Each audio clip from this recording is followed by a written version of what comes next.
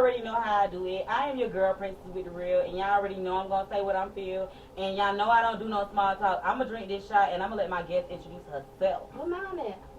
You drunk that bitch already? Yeah. I did, didn't I? Like 2 of them. Hey, what's up, y'all? I'm DeeDonDiva. Real name Donita Denise Davis. That's where I get my DeeDonDiva from Washington, D.C. Yeah, I already know. I'm ready to jump into the story. I want to know, when you first said, I want to take wave in this music industry. When I had to be like 5. 5 years old. Yeah. Now, what gave you that inspiration? Because I used to sing, dance all the time. So my mom, she always like sheltered me and supported everything that I did. I did all the talent shows, fashion shows. I was like a force to be reckoned with. Okay. At 5? At 5. Okay, so how was you feeling like, at 5 years old out there trying to take a spotlight? I think it started on a bus. Y'all know that song, like, the wheels on the bus go round it. My mother said every time I got on the bus, I'd sing that song. And I had, like, the passengers singing along with me. Oh, wow. And she'd be like, never mind my daughter. She just, she doing Dee Dee. So now, what took Dee Dee from, singing the wheels on the bus to actually wanting to put out your own music? Well, I would say when I was 5, like I got put on time out for singing during quiet time. So my mom came in the room and she was like, "What Dee Dee?" And she ready to pick me up from daycare, and they was like, "She's in the corner." So she looked over and was like, "What's she in the corner for?" And they was like, "She was singing on quiet time." And now, why was you singing on quiet time? Now, you can't sing on quiet time. They had the radio on. I mean, what you expect? You got the radio on and somebody that's musically inclined. Why wouldn't I sing with the radio? So she looked at them and was like, "Oh, that's just Dee Dee." So they was like, "All right, well, we got something for her." So I'm thinking I'm in trouble, right? I'm like, "What you got for me?" They said, "You gonna sing at graduation." So I didn't think there was no punishment. When graduation came, I got that standing ovation, and I knew that you the talking about elementary school graduation? No, it was like pre-K, like kindergarten, like 5 before you even start school. Okay, so you sung at your graduation? I sung at the pre-K graduation, kindergarten graduation, right before I went to 1st grade. Okay, and what kind of accolades did you get from doing that? I got that standing ovation, girl. I got chills up my spine, I was like, this is my home. And my mother supported me. She put me in acting classes. She put me in, like, every talent show or fashion show that came about. She signed me up. So with doing school, that was at 5 now. You had to transition through school and everything. Mm-hmm. How were you keeping up with the music inside of you that you wanted to release? How was you keeping up and doing all of that along the way? So I would go to, like, open mics, karaoke, spoken word. I was always writing. Like, I started out writing poems. You know what I'm saying? And then I realized that poems ain't nothing but songs, and once I got a melody, I just do my damn thing and get it popping. So, going to spoken word, karaoke, people be like, "Oh my God, you so good." And I think when I was like 21, there was a guy that walked up to me. He was like, "My band needs you." He was in karaoke, like out in the audience. And I was like, "Cool, like, when y'all play?" I wanted to check them out. So I went there, I listened to them, and I liked them. When I went to their very first show, well, not their very first show, but the first time I saw them actually on stage, I was like, "Oh, okay." And the band manager called me out.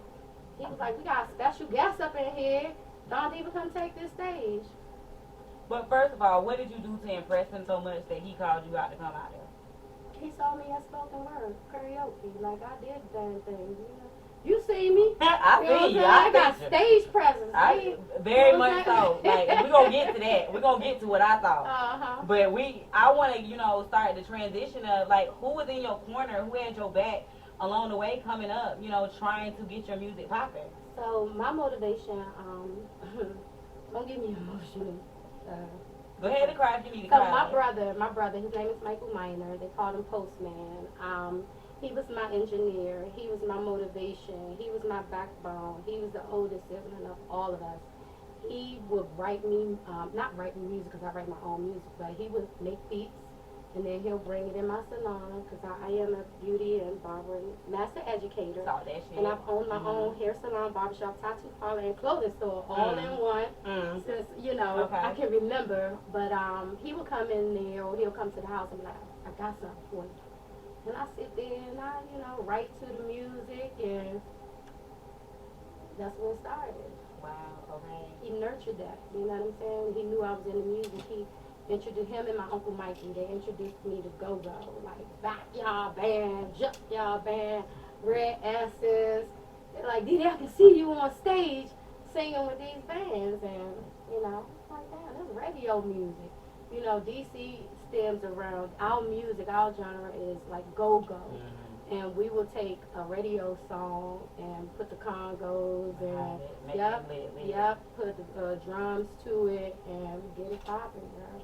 So what helped you to, get your sound of, where you want to be with your flow of your music? What helped me? Just sitting back and knowing what I have inside of me. Like, I have my own creative sound. I'm not going to lie, I love Lauryn Hill. Like, Lauryn Hill, she raps, she sings. Tupac. I love Tupac. I think they would have made an awesome couple, right? But that's neither here nor there. Don't make Jada mad. Yeah, I just sit back and just emotions and things like life situations, have me in an emotional place, and I just write. So when it came to your poetry, you say you started, you was doing poetry, doing spoken words and stuff like that. And you realize, because I'm like that too. I write poems and then I do track just like. I'm not as good at it as you is. But so what kind of poems were you writing? Was it like love stories, life stories? Hell no. As a kid, I was writing stories about cats and dogs, flowers and trees. You know what I'm saying? I wasn't writing no love stories at no 5, 6 years old. Like, I'd sit down and I'd be like, the sky is blue and so are you. My heart is red. Don't hurt me because you'll be dead. Little stuff like that I started. I had my own little composition book. And I started out like that. Okay. You know what I'm saying? But my very first song, I remember it was a poem. And the more and more I read it, I heard a tune in my ear. And I'm like, I'm going to turn this into a song. And I did it. And my brother gave me the perfect beat for it. So what made you say, I want to go from poetry to really turning this into track? I know you said you was listening to it and reading it over and over again. But it was something else inside of you that was like, this is my calling. Money. The money. Because back in our day, it was like the jukebox and 106 in Park. Like, you see these artists on there, they doing what they love most. They performing, they got the crowd going wild and standing up. And I'm like, damn, these are people like my age getting that bread. So why not? I jumped out there and I was into competitions, and I'm going to say 98% of them, I won. So I had people behind me like, Dee, come get this money. Dee, I need you with my band. And I played with like 5 different bands in the DMV area. Shout out to Air Raid, Versatile, VIP, Focus, and what's the 5th one? You got that. She remember you. Yeah. She remember you. Did I say Total Recall? I don't think you said that one. Okay. Nah, you ain't say that one. That might be the 5th one. That's the 5th one. And if it's another one out there, she remember you. I apologize. She apologized. Don't. There ain't no hate. Ain't nothing. Oh, Persevere. I'm sorry. Earl gonna kill me if I did. That was the. We don't need nobody dying. Persevere. Yes, sir. Yeah. Okay, so working with these people and growing yourself as a woman in the music industry, I know women go through so much. So talk about some of the trials and tribulations you went through coming up in this business. Okay, so I can recall offhand, I was sitting in my shop and there was a client, right? They asked me that I want to come to Atlanta for an opportunity. And I'm like, sure. So he's like, all right, give me all your information. I'm going to fly you out and put you in the showcase and da-da-da. And I'm like, cool. Give me the address to the hotel. Give me the address to the studio. And then I'll give you my information. And I need some coins in order to shut my business down and just jump out there and come with you. He gave me absolutely nothing. So I felt like that was some trafficking shit going on. And you're not about to traffic me. I got a lot going on. And, you know, to answer your question, you know, I got 5 kids that I raised. Only three, I'm sorry, two are mine biologically. Okay. So the other three were my sister's children. And, you know, life situations didn't have her able to take care of her kids. So I wanted to make the best of their future. So I was always chasing my dream. You know what I'm saying? At the age of 21, I took on the responsibility of a parent, and like I Okay, said, we're gonna take a little pause right there because the thing about it is when you take on those extra responsibilities, you talking about all of these children, raising children, not just your children, but raising your siblings' children. You know, making sure the family stays whole. So you doing that and chasing your career, trying to make your dreams come true. Like, how was that for you with the pressure and everything? it was hard, princess, because you know they'll look at me and be like, "You ain't never home," and I'm like, "I'm doing this shit for y'all," you know, because not only was I maintaining my own businesses, because I just named the barber and cosmetology. I'm also a bartender, caterer, singer slash rapper, actress, and model, tattoo artist, clothing line designer. I'm still trying to juggle these. Did you say writer in there? Did you say that you write your own music? Because a lot of people don't write their own music, so singer, that rapper slash songwriter. yes, Yes, okay, okay. Because a lot of people don't write; they have other people write for I them. write my own shit, shawty.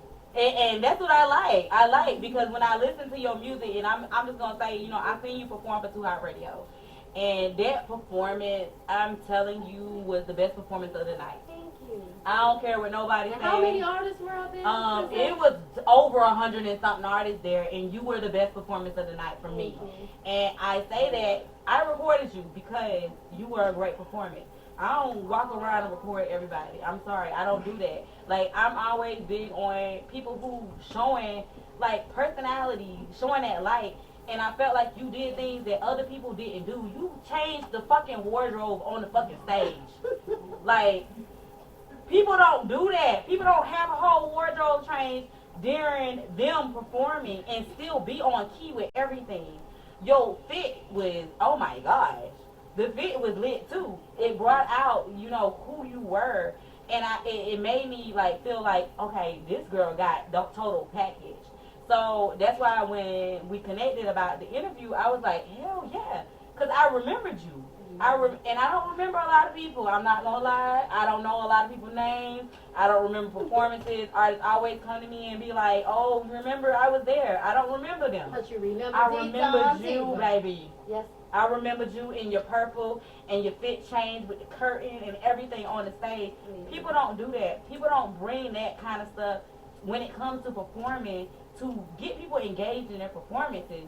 So what makes you, you know, what made you feel like, you know, I need to go extra with it? Bring it. So I came with a mission. You know, initially it started out with virtual competition from, well, hosted by the guy Jason Mitchell and Jamal Willard. You know who they are. Those are the characters who play Biggie Smalls and Eazy-E from Straight Outta Compton. So November of 2020, one of my engineers, he sent me a link. He was like, "Dee Dee, you need to enter this competition." And when I looked it up, I saw Jason Mitchell and Jamal Willard's photos, and I'm like, "Oh shit, they hosting this? Yeah, hell yeah, let me go ahead." So what I did was I submitted problems and pimpsters together because we only have 5 minutes. And out of the 400 and something artists who entered that competition, I won. So they flew me out. They labeled me the platinum artist. They flew me out on an all-expense paid trip to Atlanta. That's that weekend during BET weekend and Atlantic experience that I met you. And, you know, it was a experience. It was definitely an experience because we were banking on votes. We were banking on sponsorships. We were banking on nominations. And the whole performance, like the whole competition was live. And you know what happened? You know, because I was a platinum artist, I was last. You know, I went last. They had to save the best for last. And the Wi-Fi dropped. Yeah. So when the Wi-Fi dropped, of course, my fans, my family, my friends who were watching, they were texting me. I didn't know this, but my mother was there setting up the partition for me to go behind, the partition and do the little wardrobe change. But came out there in my all white outfit. I sung Earth Angel. Halfway through there, I changed clothes and I came out there in my purple sequins and I performed Problems. And when I got off stage, like so many people walked up to me and was like, "What the fuck?" Remember, I had my little glow in the dark angel wings and everything. Oh, yeah. But when I checked my phone and people was like, "Didi, what happened? The Wi-Fi must have dropped. Like I didn't see you." And so how did that make you feel in that I was moment, knowing that discouraged. because you put on the show? I was very discouraged because I've been promoting that since November. Since I won the competition, here it is from November all the way up into, what was it, June or July of the next year. I've been telling everybody, like on all of my social media platforms, IG, Facebook, I'm telling people, hey y'all, tune in. I'm going to perform during BET weekend at the Atlanta Experience, and I need y'all votes. I need y'all nominations. I need this in order to win the major grand prize. And when they didn't see me, I couldn't get, the votes and the nominations. And I'm going to say, I work with Too High Radio, and I am completely devastated that happened to you because, like I said, I was the one recording the footage. Afterwards, that was me recording on my phone. Absolutely. So the footage that was actually put out was the footage that I recorded on my phone because you killed it. Thank God and for Princess. I had time, and I wanted to make sure everybody knew that you killed it on that stage. So I hate that happened to you because I know as a woman, in this industry, trying to do major things, when stuff like that happened, you signed up, you did everything you needed to do, and the footage is messed up, stuff cut out, like that's fucked up. Yeah, and it can fuck up your whole aura, like your whole demeanor. But I didn't bash anybody. I didn't, put out any bad words or anything because at the same time, like later on that night, Arian, she reached out to me and she apologized. And she like, Didi, I don't know what happened, but the Wi-Fi dropped. We're going to make it up to you. You're going to perform tomorrow night at Lil Boosie's watch party. So I mean, what, bitch? I was performing because they was charging people $7,500 to perform at Lil Boosie's watch party, which took place but what's his name? Gunplay was there that night.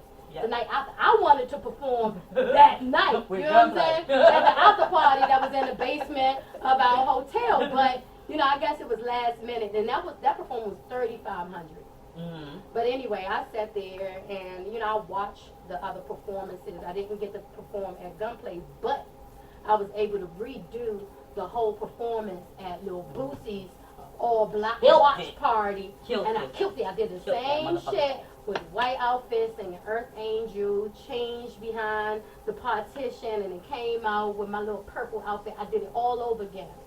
But the fucked up thing about it was the Wi-Fi dropped again.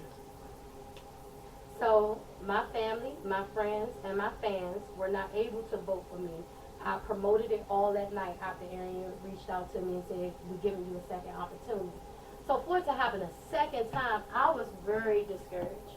I wanted to cry. I did cry. I cried on my mom. You know what I'm saying? My mom was like, it's okay, Didi. She sent them a message. She was like, I ain't gonna say it what she said, but I know the last thing she said, just like my daughter's song said, you motherfuckers got problems. And and I was like, no, Mom, don't do that. Mama gotta do what Mama gotta do. But Mom act like a manager. And the thing is, it's repping the brand, and you are a brand. You have things going on.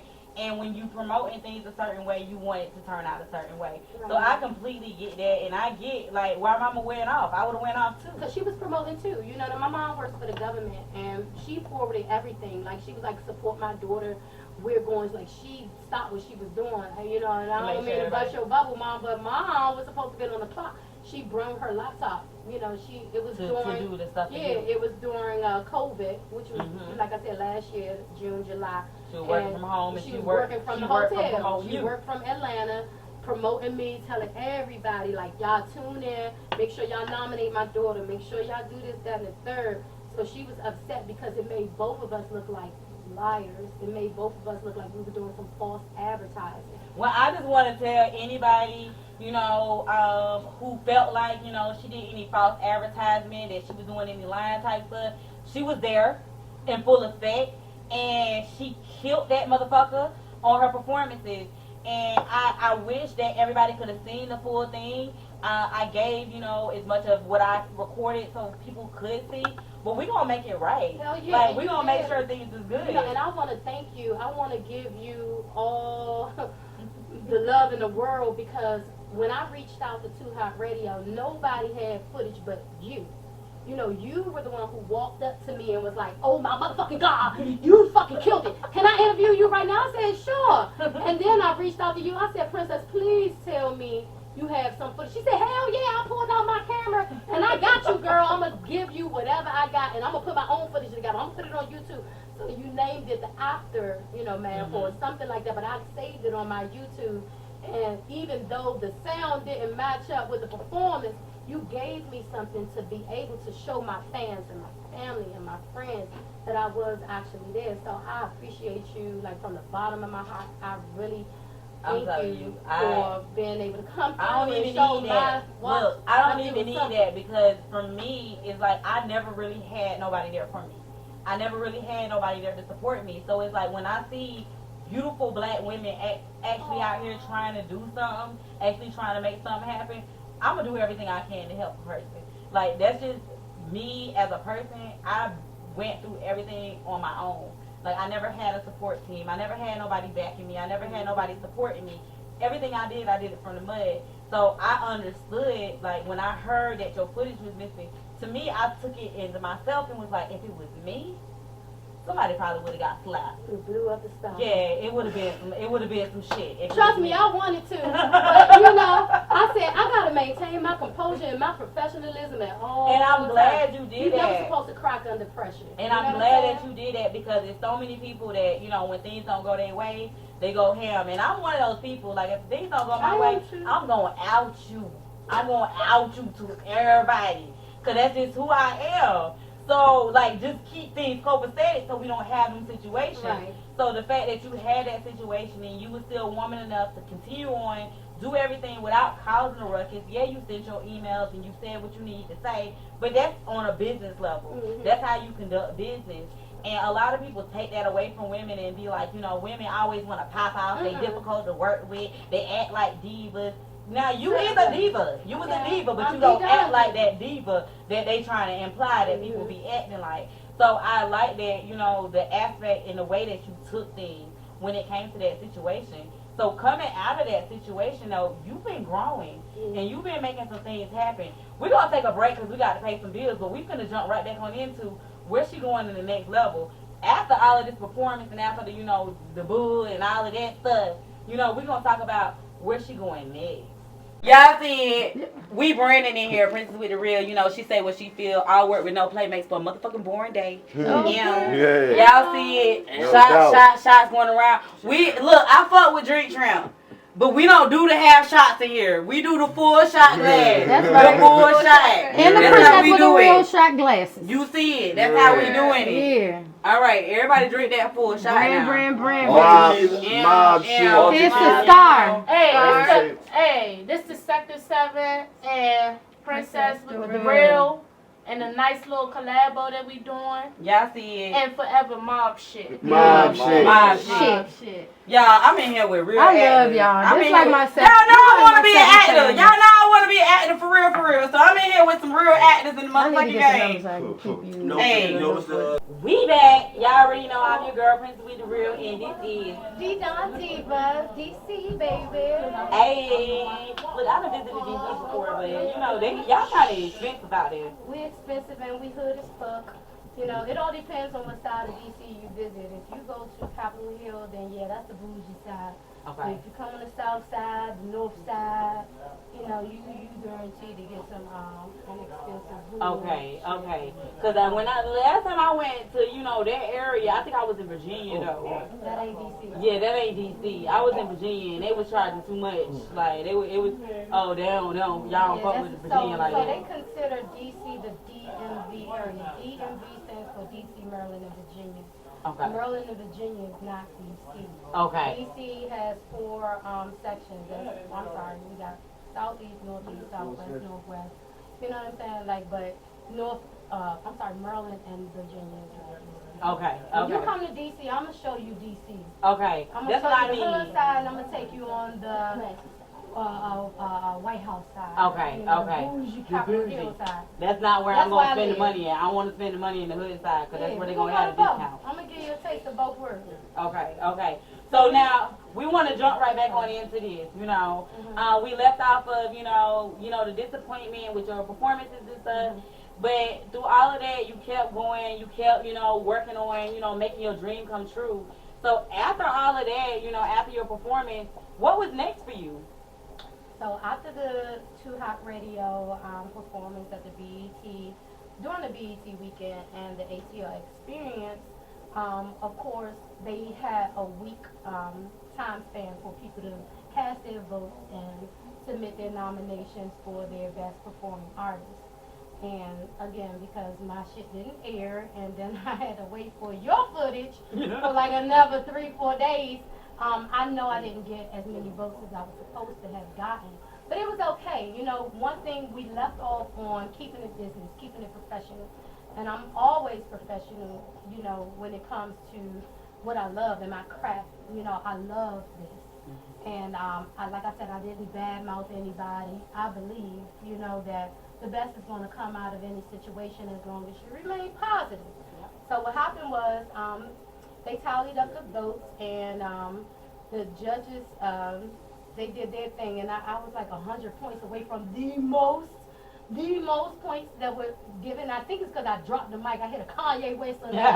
And they was like, this bitch probably broke our motherfucking mic. Like, I dropped that bitch. I said, that's when my little 100 points went. So if I'm not mistaken, it was like a total of 5,000 points that was able to be given. I was given 4,900 or something Oh, like that. wow. But anyway, they announced the winner a week after I got back to DC, and it was some guy, I don't recall his name, but I'm not a hater, but he kind of symbolized all of the rappers that's out here.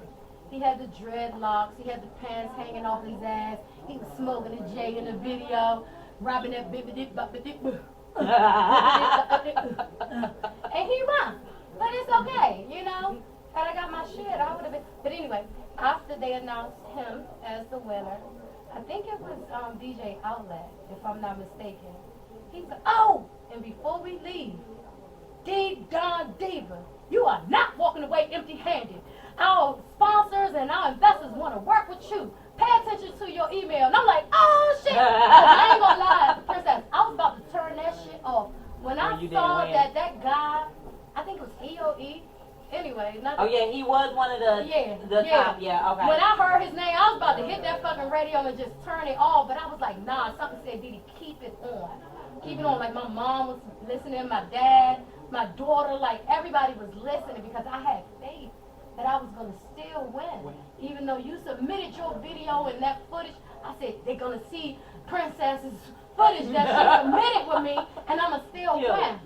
But when his name was announced and mine wasn't, there was a sense of failure. There was a feeling of disappointment.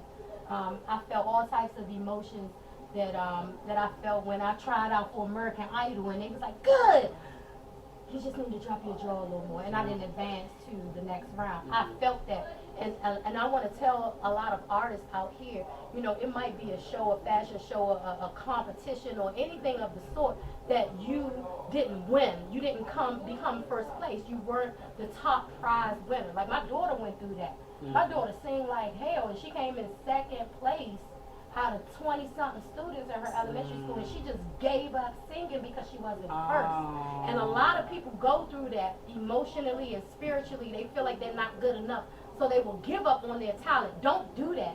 You know what I'm saying? Like, don't do that, because you might not have been good enough for them, but you are the best you can be, And as long as you maintain that positivity and, you stay in tune within your craft and what it is you do, there might not have been an opportunity for you for whatever reason. Your opportunity is out there and it's going to come. It might just not have been your time. But anyway, I kept the radio on, and I heard DJ Outlet. If I'm not mistaken, I'm sorry if there was another DJ that made that announcement. But right before he went off air, he was like, "Oh, and DeeDonDiva, you are not a loser. Our investors want to work with you. Our sponsors, they da da da da." And I was like, and my whole family was like, "He said don't lie to me, bitch." You know what I'm saying? They was like, they said, "You are about to receive a financial opportunity, and just keep, you know, pay attention to your email." So I did, and they sent me an email asking me to submit my latest song. Oh, I thought that was TV. So they was like, "Please submit your latest song to put under review." So I submitted a song, and it's some hot shit, y'all. You know, but I didn't release it just yet because I'm still waiting.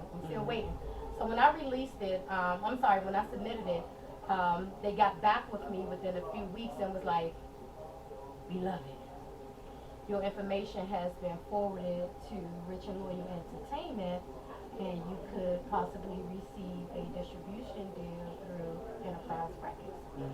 So I Googled everybody, you know, I did my research, and they said, "What I need you to do, we need you to do is just submit your stage name and a short bio to Rich and Loyal Entertainment."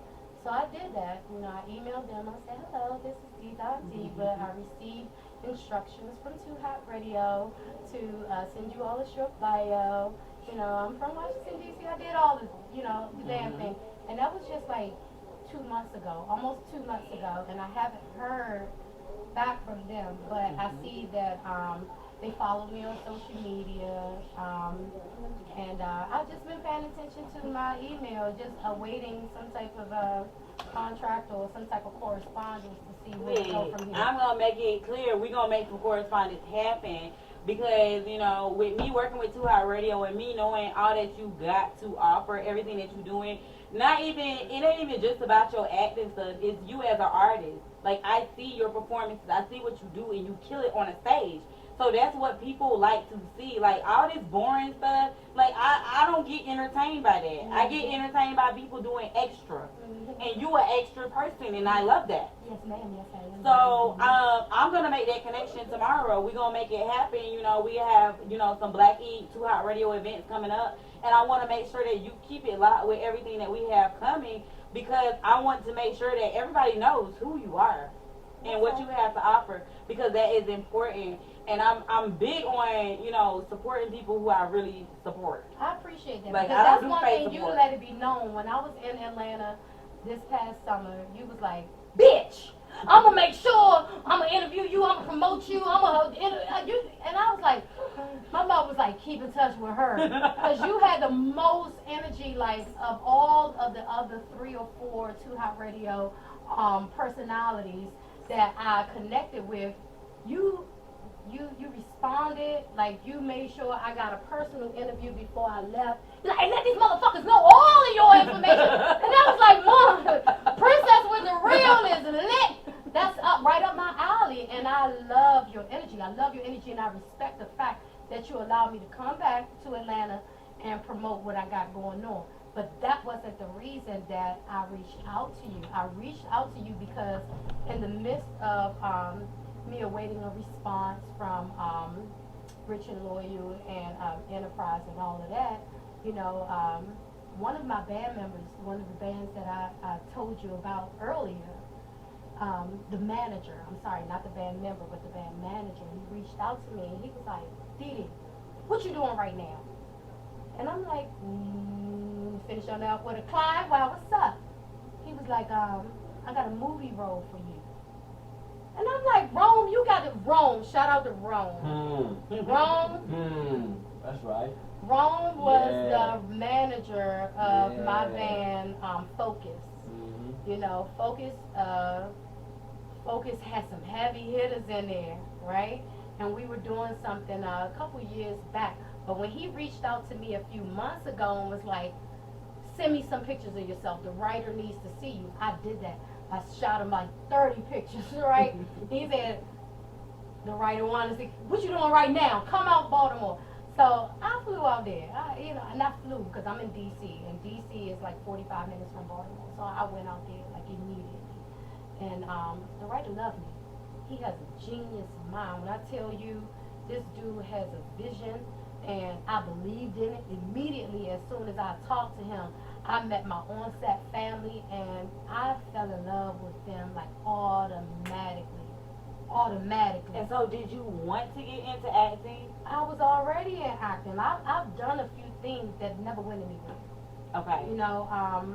And I don't know what happened with the writers and the producers and things like that, but I never saw myself on the big screen. I never seen anything on YouTube. Like nothing ever came of it. But me being on set with them, I had that feeling like this might be that opportunity. Because I'm a character within myself. You know what I'm saying? I told you earlier, I'm a force to be reckoned with. And when I went there and I displayed that to the writer, he loved it. His wife loved it. Kendia, oh my God. Kendia, we be on stage, on set, and she would fix food. What do you want? She tends to everybody's needs, and without her, there would be no him, and without him, there would be no her. And when I saw that, I fell in love with it. You know what I'm saying? And they had my all from that point on. They had my all, and I have them here with me today. Look, we finna take a break because we finna jump into, her with her cast. I want to be able to ask questions about, your transition with the cast and everything that you've done, and be able to see you guys interacting with each other so that people can see, like, this is real family type stuff that y'all got going on. So we finna take a brief intermission. You already know we got to pay bills, but we about to get right back on into it. Don't go nowhere. Yes, sir. I have so many people who get gigs and stuff and be reaching out to me like, give me $200 a week and I can help brand you and help get you out there. Brand yourself.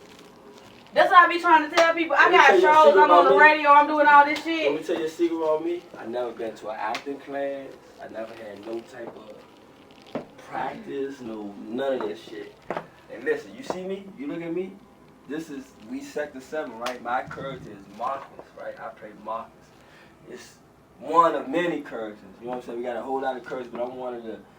You're going to see me a little more now. I'm going to intrigue you a little bit. I'm the antagonist in the movie. You know what I'm saying? I'm like the Joker. He ain't got his hair no more. I cut that off. They mad at me. He ain't got his hair no more. It's all good. They try to make me like a Haitian assassin. It's all good. But yeah, I'm excited about our opportunity we got coming towards something new for me, something fresh. You know what I'm saying? We down here in Atlanta. I'm having fun. This is the interview. The interview right here. Yeah, he's still working. He's working. This is a standing interview. Hey, just sit down. I ain't trying to sit on person. We do it on all levels.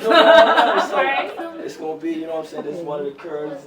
You know what I'm saying? Jews, young niggas, show you how the young niggas in DC do. I don't mean to say niggas, but the young guys in DC full of swag, ambition, and you know what I'm saying? Viciousness. That's just how I can see that in him. I really do. Even it ain't got to do with the math thing that he always say. That's why I'm saying. That's why I'm saying. Like, we not actors. We not actors. We just so happy to be pushed in the limelight. This is just our original, you know what I'm saying? Our original characteristics. This is who we are as people. You know what I'm saying? We just so happen to fit into the character of the movie. You know what I'm saying? Or the movie just so happened to mimic our true self. Yeah. You know what I'm saying? Yeah. And you know, man. Look, I'm trying to work with them. These people over here, I'm trying to work with them. You got the madam of the company right here. You got the Madam sister, where I got at? Nobody will ever know. I'm gonna keep that smile, and whether I got makeup on or jeans and I relax shit, I'm gonna be Diddy. You know what I'm saying? Nobody's never ever gonna know that I'm going through my personal life unless I tell you, unless I'm over here. What's like up? I did. What's up? Laying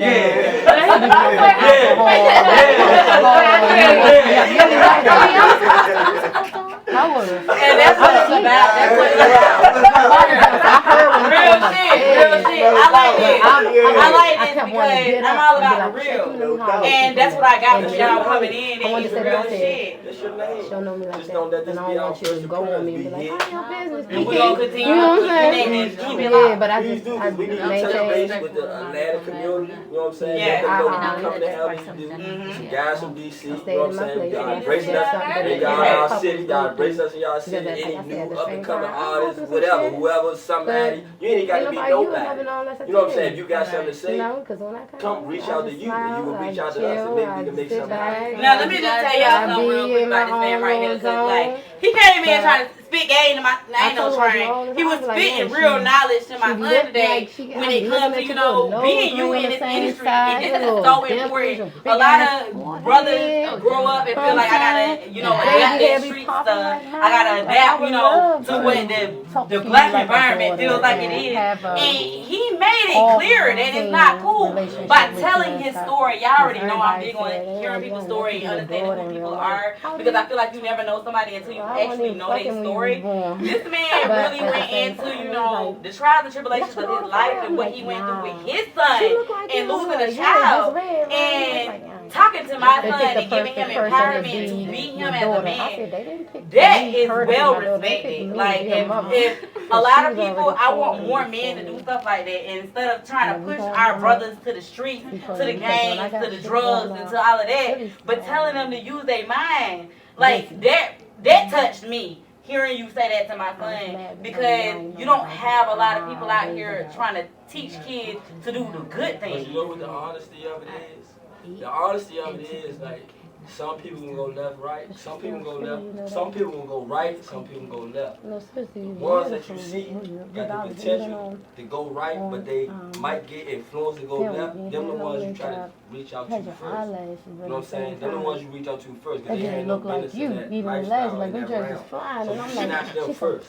You get them first, because they the ones that's gonna be destroyed and wasted, because they can't function in that lifestyle.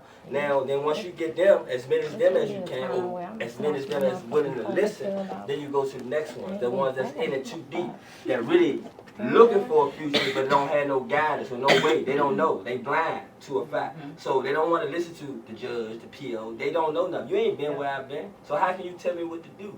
You know what I'm saying? That's why people like us, or people in the ministry, or even people that been in the street, period, you know what I'm saying, that want to change. If you want to change, you really got to talk to them like this is our future, you know what I'm saying? This is our next step, you know what I'm saying? This is what's next. We going to get old. They going to be in control. So they going to be in control of what?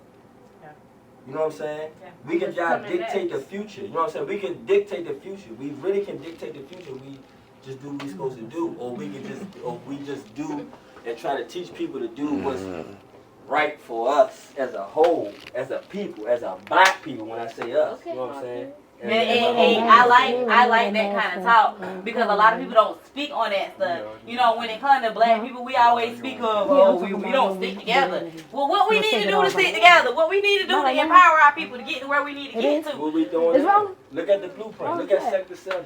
It's a family-based family-based organization. You know what I'm saying? A family-based organization. We family first. Anything else is extra and a blessing. You know what I'm saying? But when they see that family atmosphere, you have no choice but to. It's like it's addictive. It's addictive. You know what I'm saying? If you come where we at, you see how you looking at me? If you come where we at, it's over for you too. And that's what I love. That's what I love, like sitting here and just, I'm big on, like, I believe I can read people. I don't give a fuck what nobody say. I read people and I read you. And I feel like this is genuine and this is real. And what you saying about your platform and everything that y'all have to deliver when it comes to family and when it comes to supporting the black people, when it comes to helping people get on, I believe that shit. And it's empowering for other people, because let's be real, most people about the dollar. Most people about, oh, how can I make money off of you? Not on how can we build together and make something happen. Everybody about the dollar. You got to be about the dollar too. But it's not about why you been about the dollar. That don't mean you got to take the dollar out of his pocket. That don't mean you got to take the dollar out of their pocket. We can all get money together, collectively, and get more money. If we together, that means I ain't got to go against you. I ain't got to go against you. I ain't got to go against you. All that's gonna go against them. You dig what I'm saying? And that's how what's you get important. it. And that's what people And I'm need just to realize realizing that. I'm just, you know what? What made you realize that though? In the last 2 weeks. In 2 weeks? Yes. What happened in the last 2 weeks I that made don't you? know. I can't tell you, but it's just my job to tell you. But I figured out. Since he been in It's your that job to figure Atlanta. out how it comes. It's an I don't know, Atlanta but that's what it is. That's what's going on. That's just what's going on. It's family That's what's together. It's the family coming Yeah. It's a together. food. That's what it is. That's He was what eating But good. I love He got his that. I stomach love fed. that. You know, we got so many black people in the building today that's a part of, you know, this organization, this business. And it's not, y'all not just looking out for you. You looking out for everybody in the business. Yep. And that is important because a lot of times when you're working with different people, it's like, oh, no, I'm just trying to get what I can get out of you so I can make it big, so I can be big. That's supposed But to what be y'all like that. doing is making sure everybody can make it. Everybody Take my can jacket so off. big. I want You can't save everybody because everybody don't want to be saved. But the ones that want to be saved, come on, jump on the ship. Come on, jump on the ship. Everybody else will realize later, this is what's good for me. That's the beauty of life. So with all of that being said, I want you to tell the people, you know, zoom in on him, because I want you to tell the people how they can connect with you, how they can figure out, you know, how to get into business with you, how to do all of the above. First, you want to get in contact with me or the people that represent me or the people that represent this company or the people that own this company. It's Sector 7 Global. Sector 7 Global. That's the Instagram. You inbox, whatever you got to do, send a shout out, send a like, whatever. You keep, and matter of fact, you keep looking at Sector 7 Global because we got something monumental and big going on right now. You know what I'm saying? I'm talking about, y'all not even going to be able to understand it until you try to be a part of it. You're not going to understand it unless you're a part of it. But if you're on the outskirts, you're going to see it blowing up and you're going to wonder why. I'm telling you now, Sector 7 Global, Instagram. Follow, like, whatever you got to do, and you're going to see everything you need to know. You know what I'm saying? All this is an everyday thing. You know what I'm saying? This ain't no scripted. This my first time ever doing an interview in my life. In my life, this is my first time ever. My first, that's what it is. Put this with the real.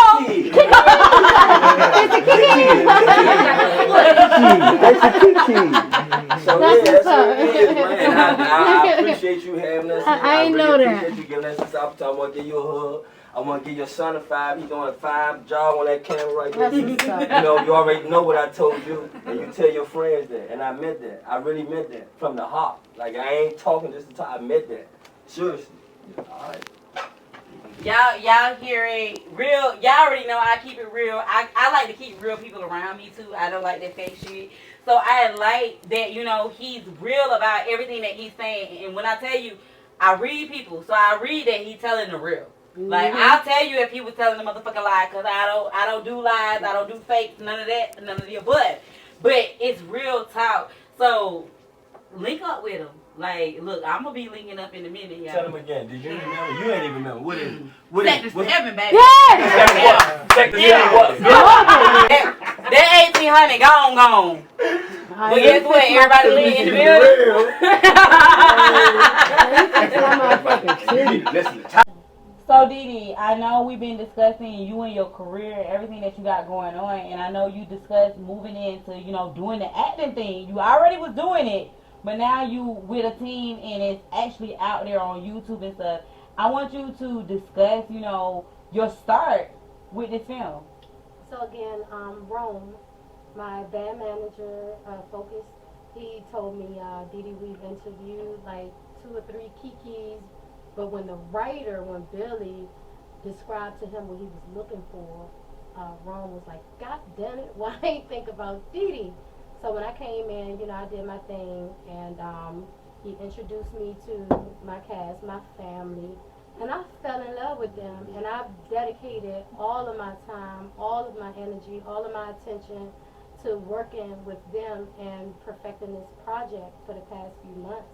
And, you know, that's why I'm here today. It wasn't to talk about Rich and Loyal. It wasn't to talk about the BET experience. It was originally to promote what we have going on, because we recently released 2 short prequels.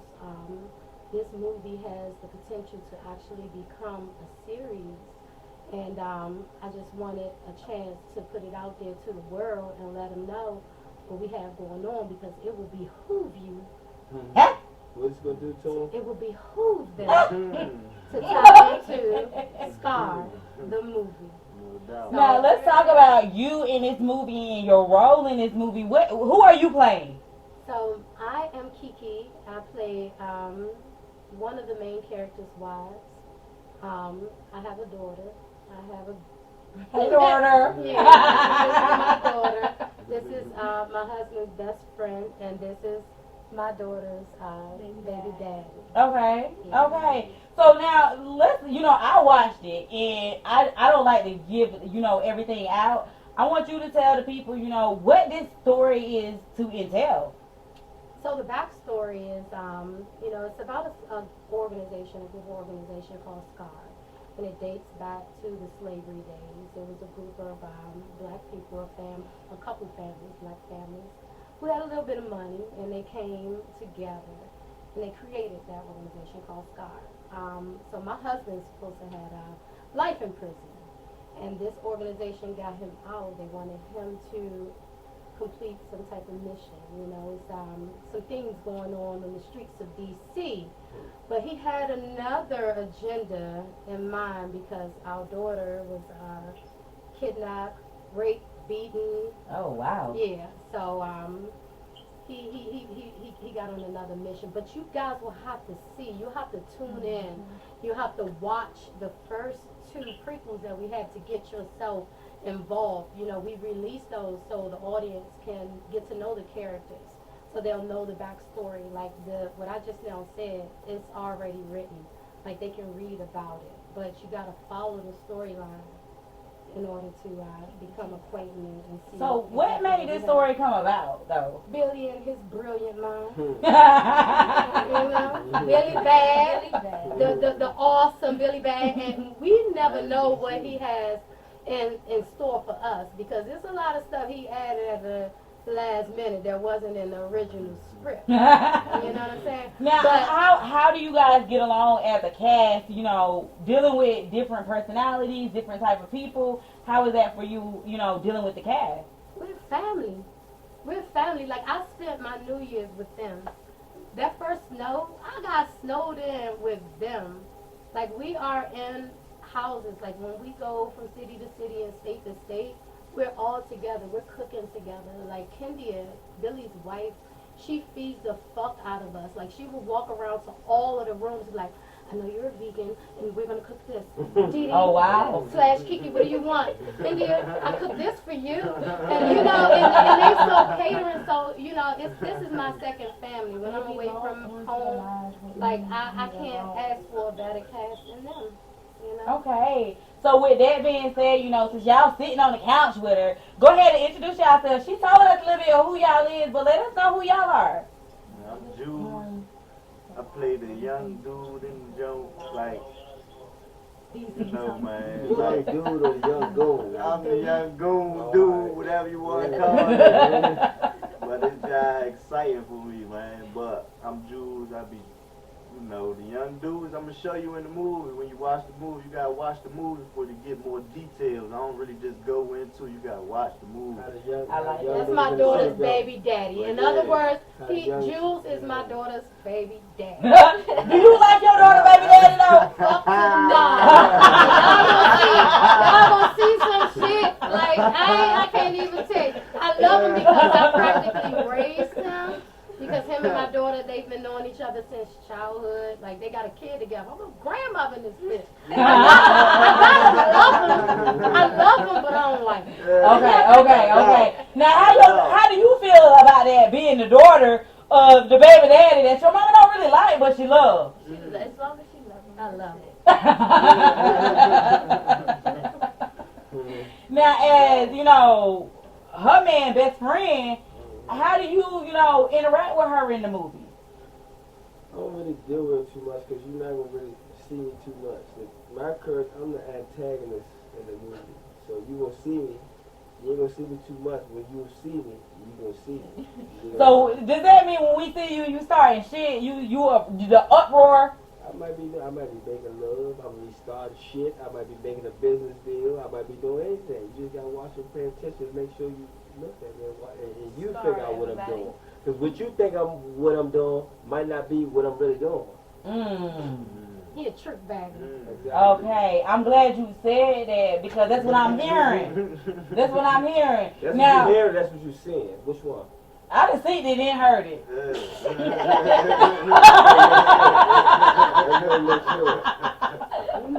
Look, I done seen it and heard it. Okay. You know, I watched that first 7 minutes and just talk about those, you know, the prequels that y'all have already put out there, and let people know where they can find it at as well. Okay, so just to clear things up, so this is Marcus, I'm Kiki, that's Shay, and that's Jules.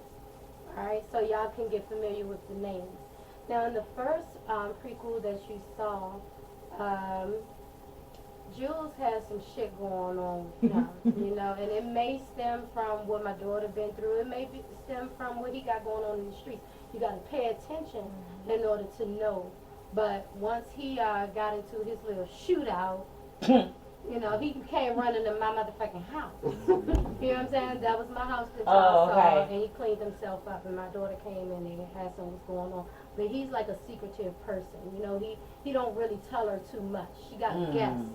And mama don't like stuff like that. I don't like that shit because they got a kid together, and at the end of the day, you know, it involves my baby, my babies. But yeah, her daddy comes home. She hasn't seen him in years. Everybody thought he had life in prison, but when he came home, he kind of sat outside the house and watched my little side piece use a key, you know. Oh, But man. I can't give y'all too much. You knew the daddy was coming home, I though? didn't know. No, he had life. Okay, so he wasn't supposed to come home. He surprised you. Sneaking and geeking bullshit. I'm Oh, yeah. that's why you sitting like you I said. was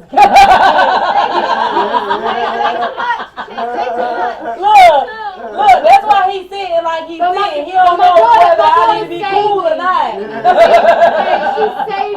She saved me. That's all that matters. She Okay. saved me. So, And I didn't believe her when she told me her dad was home. So, you know. So she told you first. Yeah, she told me first.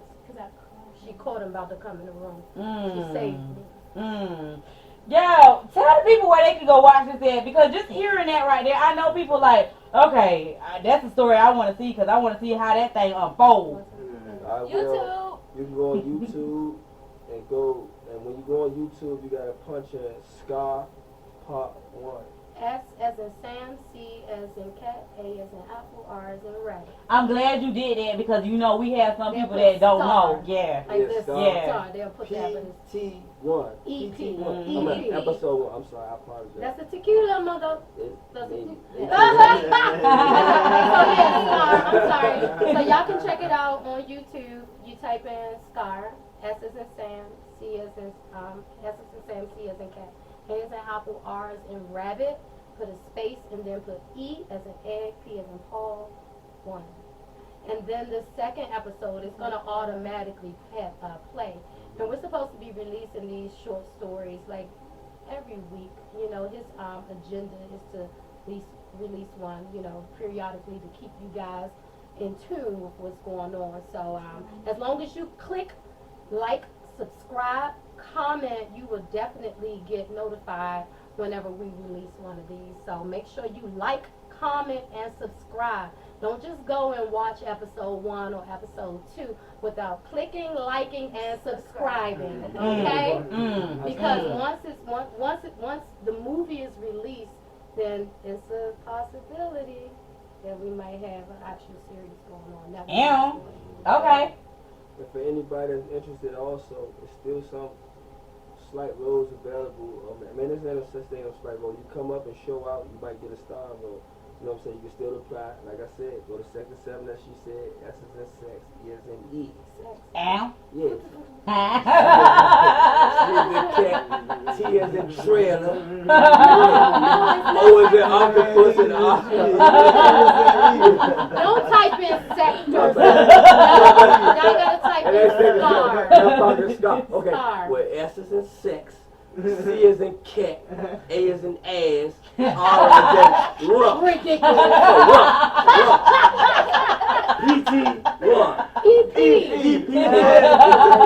Y'all don't listen to Marcus. Give me that 1800. Y'all gotta get it Right, It's no, the it's the 18th, 18th. man. It's the It's the 18th. 18th. Nah, Yeah. stay He's encouraged, spelling out the man. wrong Got me shit. there. You always Atlanta. encourage So them. Didi, Man, we're working with these people with all of this personality and stuff, you It's like know. real life shit. You don't like the fucking husband, best friend. You don't punch him in his shit. Like, you gotta get it right. You gotta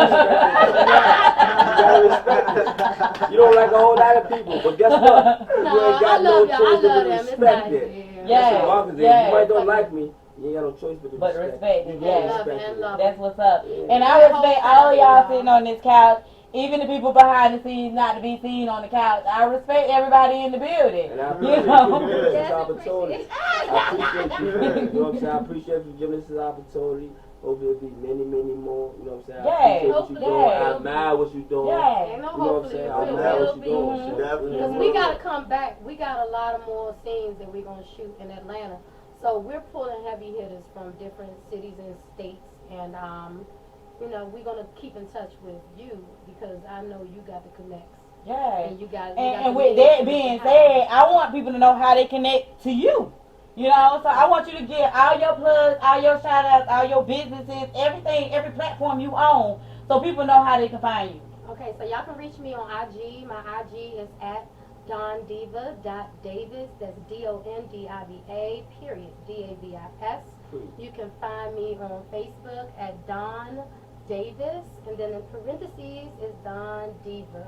I'm also on TikTok Hey. at DeeDonDiva, DeeDonDiva. I bring a lot of funny and shit like that because I'm a lightweight comedian. You know, and shit.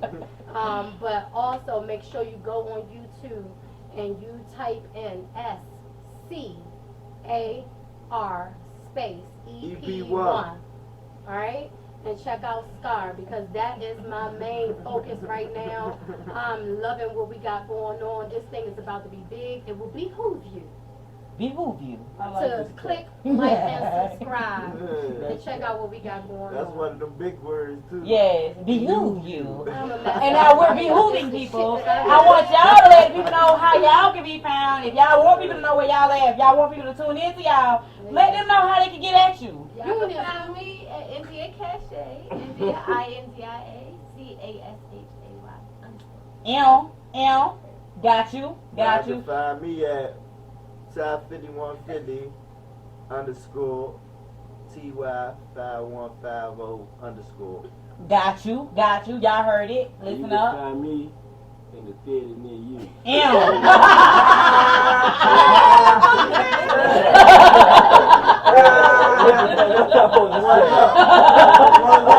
Be on Netflix.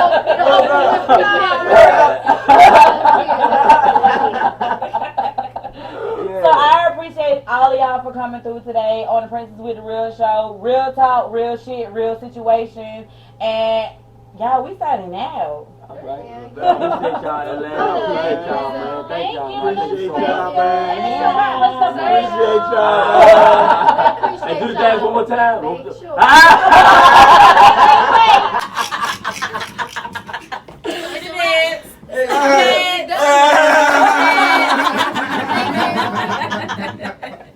Love, but Hey, man. and we out.